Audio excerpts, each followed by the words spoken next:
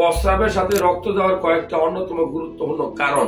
Number 1, আপনার প্রস্রাবের নালীতে ব্যাপক ইনফেকশন হওয়া। আমি আবার বলছি, প্রস্রাবের নালীতে ব্যাপক পরিমাণে ইনফেকশন হওয়া, যেটাকে ইউটিআই রোগ বলি, ইউরিনারি ট্র্যাক্ট ইনফেকশন হওয়া। কেন হয়?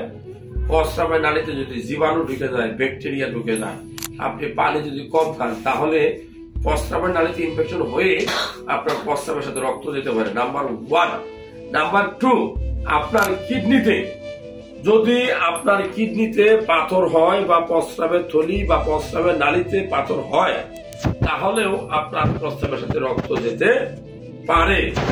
যদি কোনো কারণে প্রস্রাবের থলি বা অন্ডকোষ বা প্রস্রাবের নালীতে ট্রমা, আপনি অ্যাক্সিডেন্টাল ইনজুরি বা কোনো আঘাত পান বা কেউ আপনাকে ধাক্কা দেয়, মারে, সেক্ষেত্রে ইনজুরি থেকেও আপনার প্রস্রাবের সাথে রক্ত যেতে পারে।